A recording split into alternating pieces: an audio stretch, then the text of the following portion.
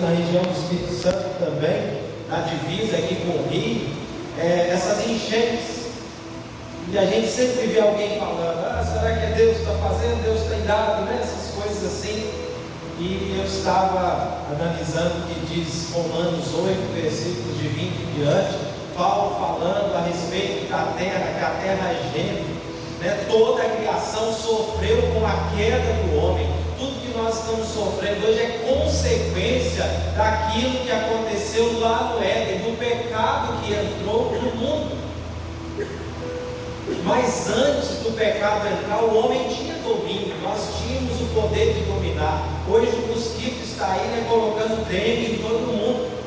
O mosquito está dominando o ser humano, né, desse tamanho como eu e você. Mas antes o Adão tinha pleno poder, ele podia simplesmente repreender aquele mosquito e ele tinha que sair. Nem tinha dengue na época, né? Porque Deus nos criou e Ele deu essa ordenança: tenha muitos filhos e exerça o domínio. Então esse é o propósito de Deus para nós. E isso foi restaurado como? Através da obra de Jesus na cruz. Quando nós entregamos nossa vida a Jesus, agora nós podemos novamente exercer domínio em nome de Jesus, cumprir o propósito da igreja, de gerar vida, gerar filhos, de ter muitos filhos e assim dominar, reinar em vida, o que diz, né, a palavra de Deus em Romanos. Jesus diz para os seus discípulos e para nós: eu dei ordens para pisar serpentes e escorpiões. Em Cristo tudo é restaurado. Amém? Amém. Me chamou muita atenção quando eu cheguei aqui, esse banner aqui, né? Eu amo muito esse texto. Certamente, né, que a bondade do Senhor, né, e a misericórdia me seguirão todos os dias da vida.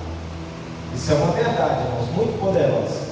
Nós conhecemos muito o primeiro versículo desse salmo, mas esse aí é o que faz o Senhor estar do nosso lado.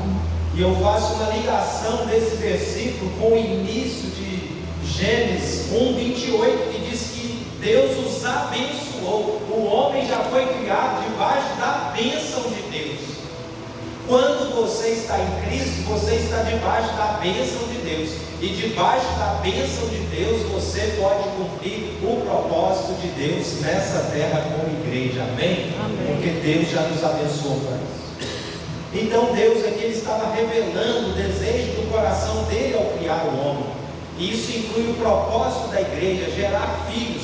Gênesis 9:1. Depois que aquela geração foi destruída pelo dilúvio, menos Noé e sua família, Deus torna a repetir o desejo do seu coração. Gênesis 9:1 diz: Deus abençoou Noé e os seus filhos, dizendo o seguinte: tenham muitos filhos e que os seus descendentes se espalhem por toda a terra. A mesma ordem de Gênesis 1.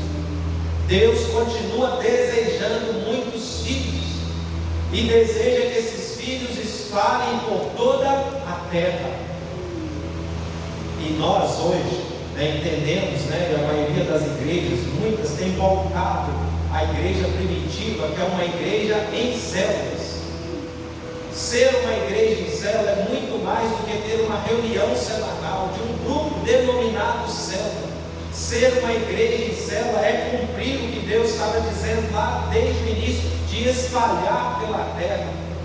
Imagine se cada rua desta cidade tiver no mínimo uma célula.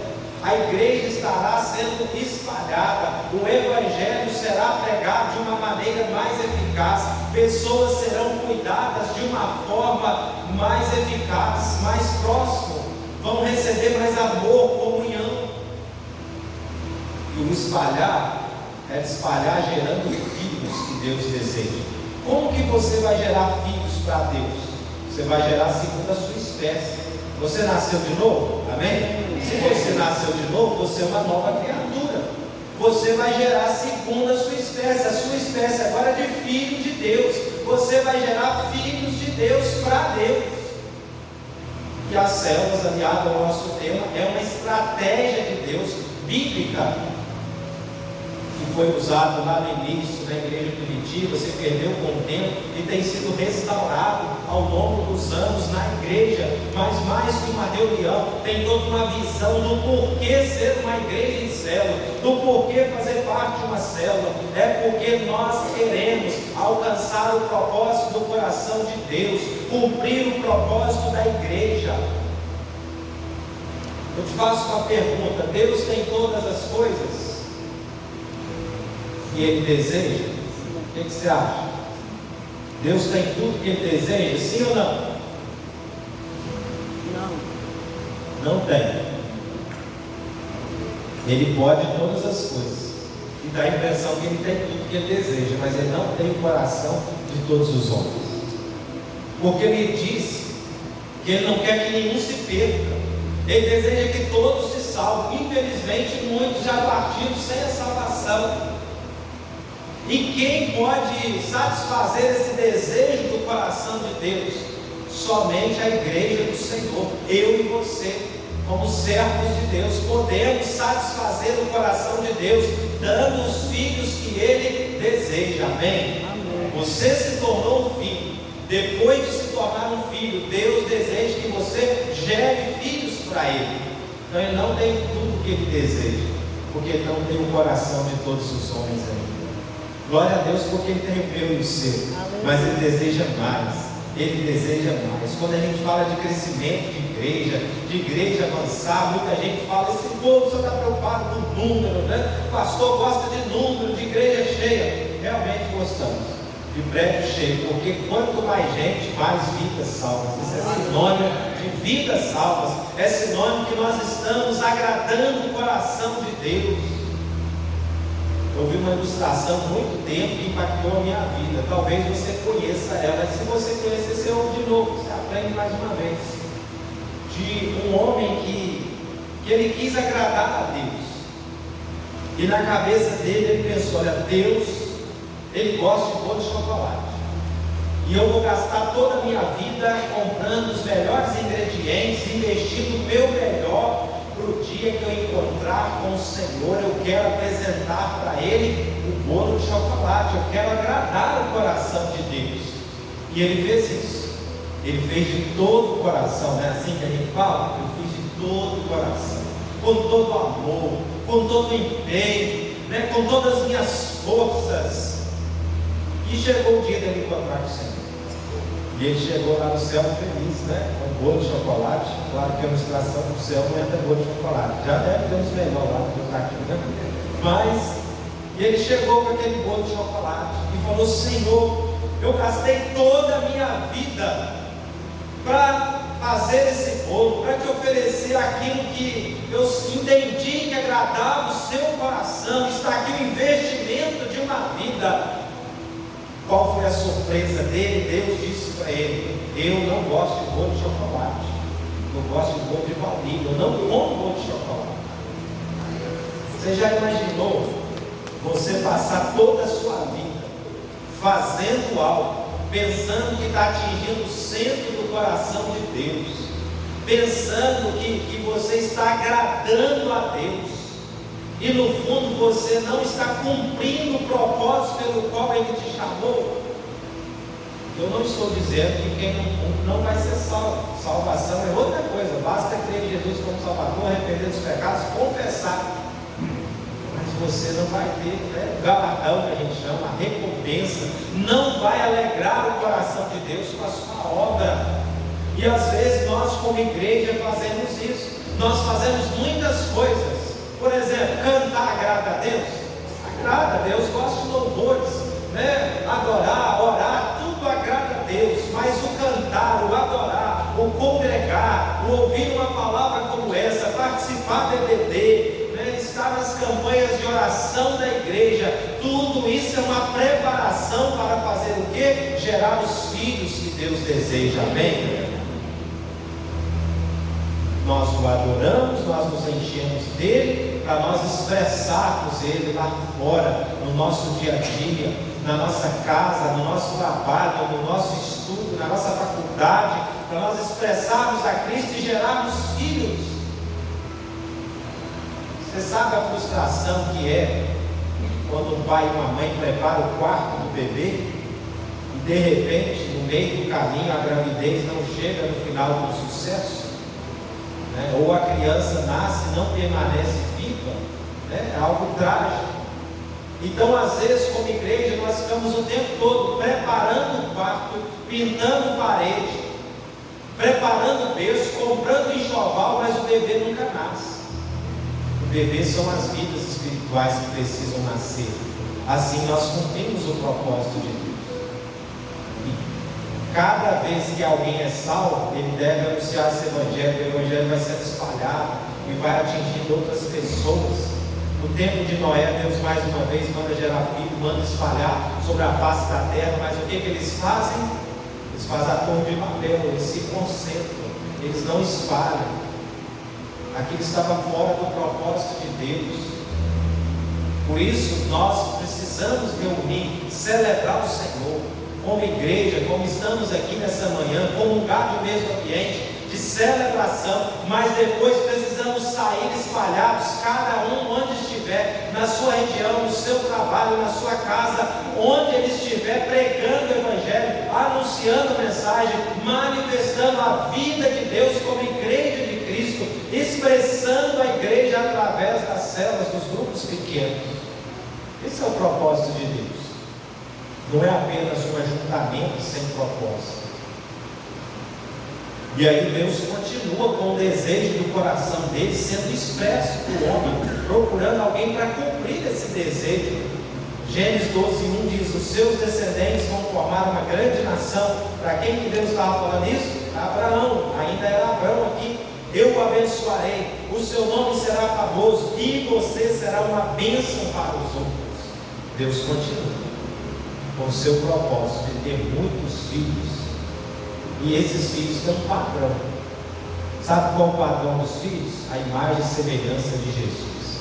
Aqui entra o discipulado. Não é só ser salvo, mas é ser salvo e ser trabalhado. Ser salvo e se tornar um discípulo de Jesus. Porque só os discípulos cumprem o desejo do coração de Deus. Quando Jesus andou aqui, tinha muitas pessoas que o acompanhavam. Tinha a multidão, que eram os mais distantes, tinha os seguidores que andavam mais próximos, e tinha os discípulos, eram os mais íntimos. E os discípulos eram aqueles que estavam dispostos a morrer por aquela causa, inclusive praticamente todos morreram, como mártir, por causa do Evangelho. E o Evangelho só chegou até nós hoje porque Jesus formou discípulos e não convertidos. Como igreja, nós somos chamados para gerar discípulos do Senhor Jesus, porque a Bíblia diz que Deus nos criou conforme a sua imagem e semelhança, e essa imagem é restaurada em Cristo, mas essa imagem precisa ser cada dia mais revelada em nós. Como que isso acontece? Através da renovação da nossa mente, do contemplar o Senhor. Quando você ouve uma palavra como essa, quando você participa dos cultos, quando você ora, faz seu tempo a sós com Deus, quando você lê a sua palavra, a imagem de Cristo está sendo impressa em você. E quanto mais imagem, mais poder, mais unção, porque a imagem de Deus é que traz autoridade sobre as nossas vidas. Amém? Se você vê um guarda sem a farda, se ele não for um civil, eles não usam farda, mas eles têm um distintivo, e ele falar para você parar o seu carro, você não para, você pensa até que ele é um ladrão, né? Você vai correr. Mas se ele tiver fardado devidamente, a farda, a imagem da farda passa o sentido de autoridade, e você vai parar, você vai respeitar aquela autoridade, a imagem de Cristo. Quando ela é impressa em nós, isso gera autoridade no mundo espiritual e diante das pessoas. Amém? O padrão de Deus é ter muitos filhos conforme a sua imagem e semelhança. E toda a vida de Abraão, irmãos, foi para satisfazer o desejo do coração de Deus. Foi para ter um filho, e que desse filho viria uma grande descendência. Inclusive hoje você também é filho de Abraão, amém? Você é dessa descendência. Abraão ouviu ao clamor do coração de Deus. E aí encerro lendo os textos, indo lá para o Novo Testamento. Romanos 8:29, pois os que conheceu por antecipação também os predestinou para serem conformes à imagem de seu Filho, a fim de que ele seja o primogênito entre muitos irmãos. Jesus é o unigênito, Filho do Pai, mas aqui ele é o primogênito.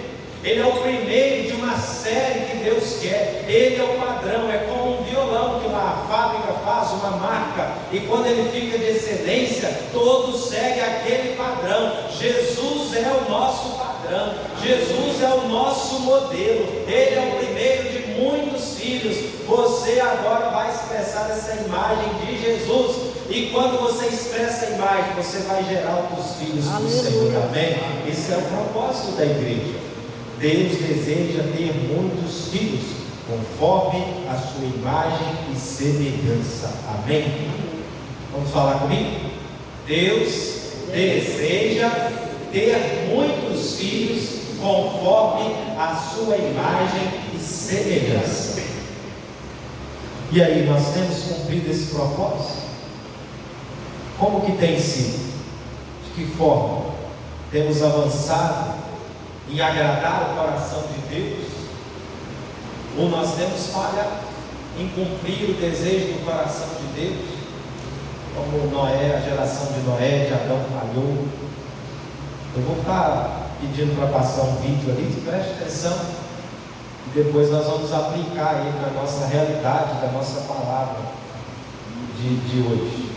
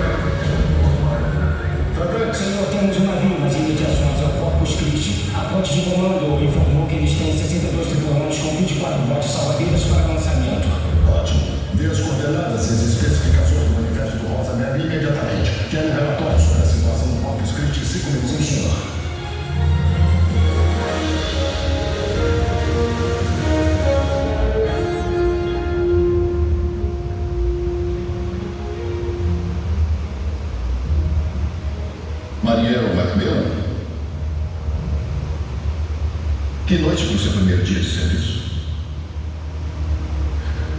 Quem é você? Escolhas, Jack. Você, amigo, está para entrar no vale da decisão. Desculpe, senhor, deixa eu perguntar uma coisa. O que vem primeiro? As dependências do navio ou seu propósito como um todo? Eu creio que o propósito desse navio é bem claro, senhor. Exatamente. Nosso propósito deveria ser bem claro. Jack, estamos entrando em território perigoso. Não há como negar. No entanto, dentro deste navio é um lugar confortável para ficarmos. E aí está a sua escolha. Você irá? Ou também se contentará em simplesmente estudar sozinho? Senhor, eu tenho que ir. É que eu tenho que servir. E a festa está começando. Jack, a festa já está quase terminando.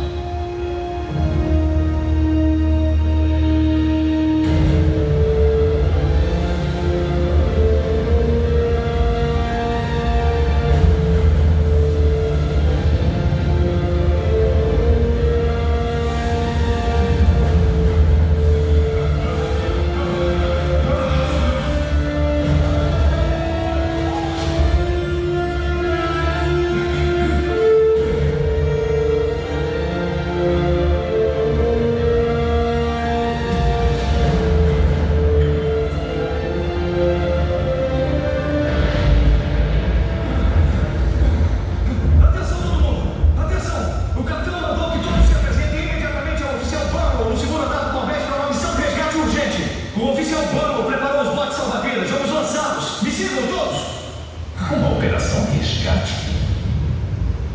Stanley, este homem está pingando no meu chão. Meu bom amigo oficial Brock, deixe-me assegurá-lo de uma coisa. Não haverá nenhuma operação resgate. Mas, senhor, eu... Conhece alguém que submeteria seu navio a este tipo de clima? Só aqueles que desejam continuar despercebidos. Então, se algum grupo de traficantes se meteu em confusão, eu vou ser o último a arriscar minha vida para salvá-los. Eles que se lixem. Mas, senhor, o propósito desse navio é... Perfeitamente qual é o propósito deste navio. Você quer matar todos nós? Não, mas é O que... motivo principal de estarmos dentro de um barco como este é que ele nos protege do que está do lado de fora. Isso não está claro para você, oficial Brock? Bom, talvez...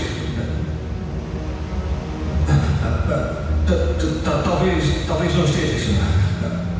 Desculpe, senhor.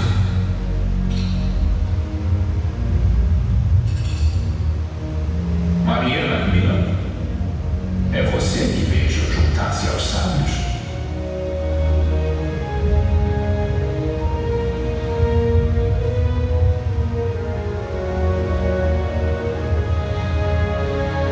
Aí vai alguém corajoso de verdade.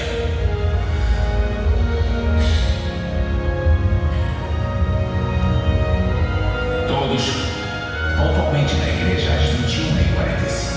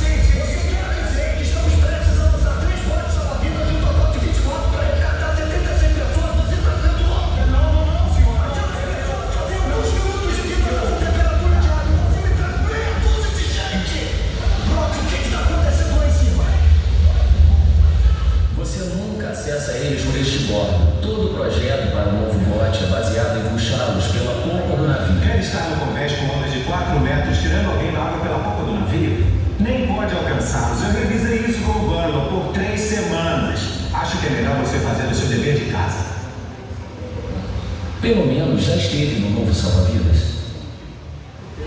Devia estar feliz por não estar lá fora nessa chuva. Acho que está na hora do ponto.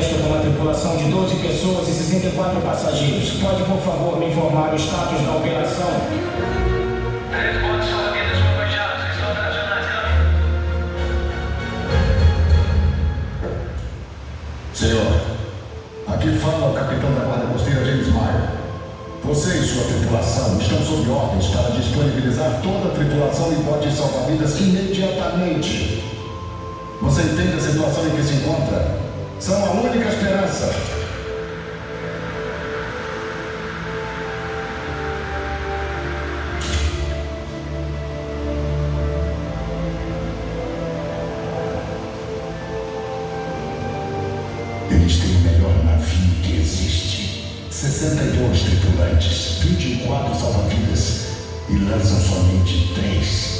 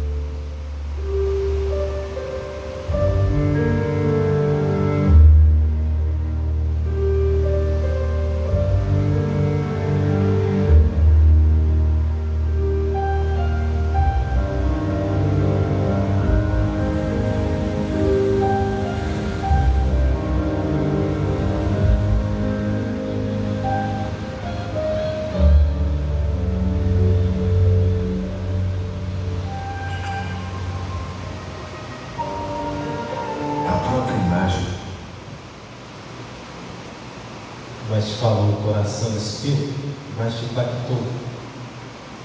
Pode dar um outro clique aí, fazendo favor. Essa frase aí me chama muita atenção. A igreja de Jesus Cristo não é um barco de prazeres, mas sim um bote salva-vidas para a salvação de almas. Então nós vemos aqui que o propósito daquele navio era salvar as vidas. Ele existia justamente para isso. Mas o que aconteceu? Quando foi solicitado que eles ajudassem, eles não estavam disponíveis, porque eles estavam muito confortáveis dentro do navio. E eles olhavam afora, viam a tempestade, os relâmpagos, mas era mais fácil, realmente é mais cômodo ficar no navio, ficar dentro da nossa igreja, no nosso conforto e desfrutando do ambiente agradável. Não tem nada de errado nisso, nós só não podemos achar que essa é a prioridade nossa como igreja. E a igreja, ela é chamada por Cristo para resgatar os perdidos.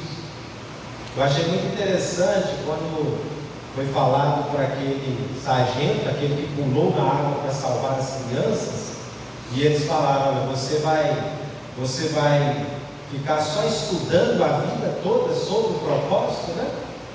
Será que nós vamos ficar a vida toda só estudando sobre o propósito de ser igreja, sobre o propósito de salvar, mas não vamos lançar os botes salva-vidas?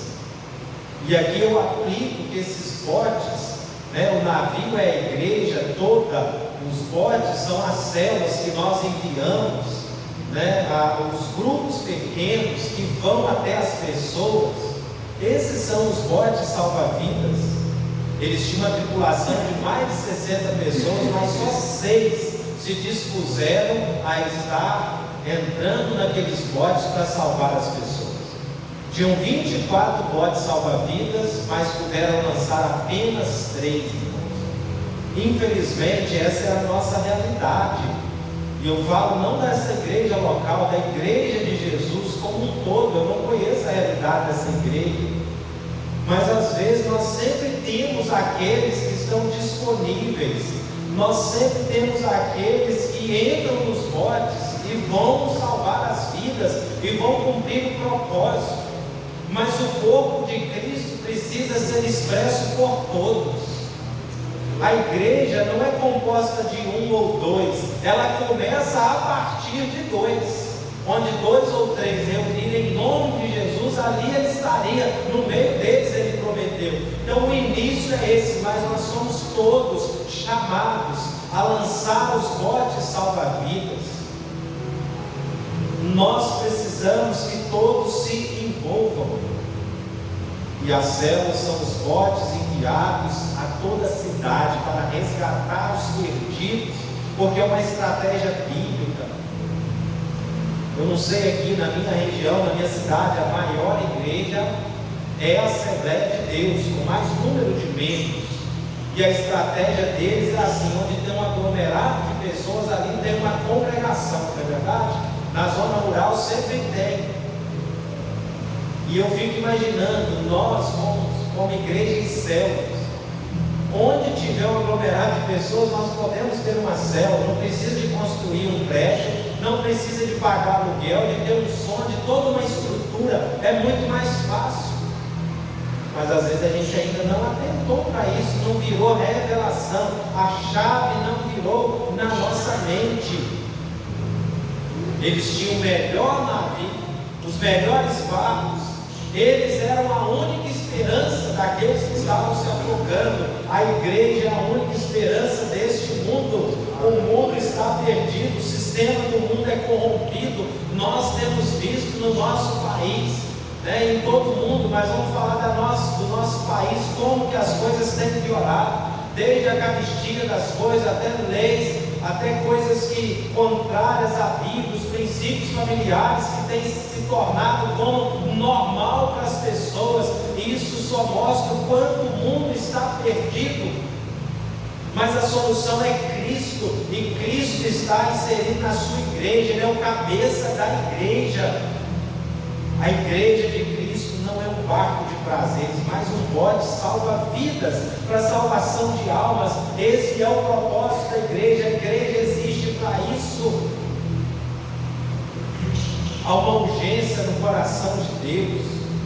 João capítulo 4, versículo 35 diz: vocês não dizem, daqui a 4 meses haverá colheita? Eu lhes digo, abram os olhos e vejam os campos, eles estão maduros para a colheita. Acho que tem esse texto aí, pode passar para mim, fazendo favor. O que Jesus estava falando? Ele estava revelando a urgência do coração de Deus. Ele estava expressando essa urgência. Os campos estão maduros, as pessoas estão sedentas, elas estão prontas. A grande maioria não vai rejeitar você orar por elas, você falar de Jesus para elas, você anunciar a graça, o evangelho que salva para elas. No filme foi dito assim: olha, nós não temos todo o tempo do mundo para salvar os que estavam se afogando. Quem está afogando, ele precisa ser salvo imediatamente, não é verdade? Quem está se afogando, ele não precisa de um manual. Assim, olha, 10 passos para você não se afogar. Dá tempo de ler? Não dá, irmãos. Às vezes, nós, ao invés de pregarmos o evangelho, nós começamos a falar das regras. Você tem que fazer isso, tem que fazer aquilo. Nós começamos a pregar a lei do Antigo Testamento. O evangelho é: Cristo é a salvação. Ele não veio condenar, ele veio salvar, ele veio libertar. E depois de salvo, ele vai transformando a sua vida, te tornando um discípulo. Nós temos a solução para o mundo. Nós esperamos muita solução na política, ela tem a sua importância em tantas coisas. Na ação social, ela tem a sua importância. Mas, na verdade, quem muda e transforma o ser humano é só Jesus. É só quando o reino de Cristo chega na minha vida, e agora eu passo a ser cidadão de um novo reino, apesar de habitar ainda nesse mundo. É só Cristo que muda e transforma. Não existe um homem que seja o salvador da pátria. O Salvador já veio há mais de 2000 anos, Jesus, e está prestes a voltar. E a gente precisa anunciar Jesus. Nós não temos todo o tempo do mundo para levar a salvação aos que estão perdidos. Nós não temos todo o tempo do mundo para dar os filhos que Deus ainda não tem, mas que Ele deseja. E Jesus aqui compara a missão da igreja como uma colheita que não pode ser adiada. Lá na região de São José de Ubá, o forte é plantio do tomate, né? Quando o tomate começa a madurar, se não colher logo, vai se perder, não vai ser aproveitado a colheita. Na minha região, de onde eu vim, é o café. Pela mesma forma, se deixar, ele vai estragar no pé e vai se perder. Nós temos que abrir os nossos olhos para colher essas vidas. Não podemos deixar para depois. A colheita é agora, o tempo é agora. As pessoas estão morrendo sem Cristo. E nós vamos obedecer ou não? Nós vimos ali no filme e havia uma ordem bem clara. Olha, vocês estão sob ordem, né, de salvar esse povo que está se afogando. Nós também estamos sob ordem. Passa o próximo slide para mim, fazendo favor. Portanto, vão. Passa, eu acho que tem um texto aí. Esse, não, não, está fora de ordem.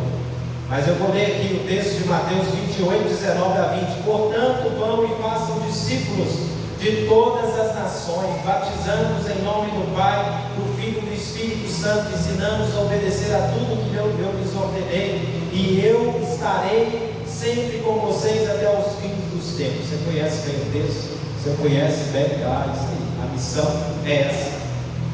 Diante da urgência do coração de Deus pelos perdidos, expressa por Jesus, nós podemos ter duas posturas: obedecer ou ser diferentes.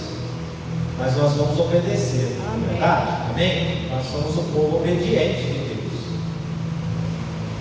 Então a ordem é clara: nós estamos aqui para salvar essas pessoas. Apesar da ordem do capitão, a maioria das pessoas do navio ficaram indiferentes. Apesar das pessoas estarem morrendo, eles permaneceram na zona de conforto, na desobediência. Mas a nossa postura de discípulos deve ser de obediência, de compaixão pelos perdidos. O antídoto da indiferença é a compaixão. Esse slide é a compaixão. É um texto que você tinha colocado em Mateus 6,34. Diz: quando Jesus saiu do barco e viu uma grande multidão, teve compaixão deles, porque eram como ovelhas sem pastor. E então começou a ensinar muitas coisas. Nós temos que às vezes orar, irmãos, para Deus colocar compaixão no nosso coração, numa medida maior que nós temos. Colocar amor no nosso coração pelos perdidos. Colocar o amor de Deus por nós, que nós tenhamos pelas pessoas. E você sabe como você vai amar mais as pessoas? Quando você tiver revelação do quanto você é amado por Deus. Porque a Bíblia diz que nós o amamos, lá em 1 João, porque Ele nos amou primeiro. Quando eu tenho revelação do quanto eu sou amado, que eu sou alvo da graça de Deus, da bondade, que a bondade dele me cerca todos os dias, que eu sou alvo desse amor, fui alvo do perdão do Senhor, que um dia eu estava lá me afogando também no pecado, morrendo nas trevas, mas o Senhor me resgatou para a sua luz. Então agora eu vou refletir o amor de Deus em mim, e esse amor vai ser em atitudes pelas pessoas. O meu amor por uma pessoa é reflexo do quanto eu sei que sou amado por Deus, amém? Quem sabe que é muito amado, ama muito. Quem tem dúvida do quanto é amado, tem dificuldade de amar as pessoas. Tudo vem de Deus, tudo começa nele, a origem é nele. Por que Jesus tinha compaixão? Porque ele sabia o quanto ele era amado do Pai. Deus disse para ele: esse é meu filho amado, em quem eu tenho alegria, enquanto ele se batizava. Ele tinha certeza, ele tinha convicção. Nós não vemos, mas todos os dias pessoas estão morrendo sem salvação. E nós precisamos de compaixão. Quando o nosso coração está alinhado ao coração de Jesus, nós passamos a enxergar as pessoas como Jesus enxergava. E você sabe como Jesus enxergava as pessoas com olhos de amor. Quando eles levaram até ele uma prostituta, querendo que ele mandasse apedrejá-lo, a condenasse, ele primeiro perdoou ela e disse: quem não tem pecado, atire a primeira pedra. E falou: agora vai, não peques mais. Mas primeiro ela recebeu o dom do perdão, porque quem uma vez perdoado, ele recebe o dom para não pecar mais, porque ele foi livre da condenação, da culpa, porque a culpa e a condenação nos leva a pecar novamente, a cair novamente. Então esse é o amor de Jesus, que quando todos não queriam nem chegar perto de Zaqueu, ele falou: eu vou na sua casa. E aquele amor constrangeu Zaqueu a ponto dele entregar-se a Jesus, vender os seus bens, repartir metade com os pobres, restituir 4 vezes quem ele tinha roubado, defraudado. O nome Zaqueu significa puro, mas ninguém chamava ele de Zaqueu, chamava de cobrador de imposto, ladrão, tantas coisas. Mas Jesus falou: Zaqueu, desce depressa. Ele estava falando puro, ele estava honrando Zaqueu diante das pessoas. O amor de Jesus tem que estar no nosso coração, para tirar toda a indiferença. A igreja é esse navio que envia os barcos salva-vidas, os grupos pequenos, as pessoas, para libertar as pessoas do pecado. Que o Senhor possa continuar falando isso no nosso coração, diante do desafio que temos de salvar as vidas. O que nós vamos fazer? Qual vai ser a nossa atitude? Quando Jesus ele estava, esse texto de Mateus 28, foi uma das últimas coisas que ele falou com os seus discípulos. E geralmente quando alguém está quase partindo dessa terra, ele fala coisas muito importantes, não é verdade? eu te amo, eu amo minha família, cuida do fulano, cuida do ciclano, é assim. Continue nos caminhos do Senhor. Geralmente são assim que as pessoas têm essa experiência de falar algo antes de morrer. E Jesus disse algo muito importante: diz, façam discípulos, gere filhos, com o desejo do coração do Pai. Nós vamos ser apenas um barco de prazeres, de desfrute nosso? Ou nós vamos ser um barco salva-vidas? Eis a pergunta. Amém? Nós sejamos um barco salva-vidas. Vamos orar, nós vamos passar para o nosso intervalo. Feche seus olhos, coloque sua vida diante do Senhor. Eu sei que todos aqui desejam agradar o Senhor, porque todo filho de Deus deseja dar alegria ao seu Pai. Mas é preciso pedir que Ele traga essa revelação clara no nosso coração. O Espírito Santo fale conosco. Ó, Espírito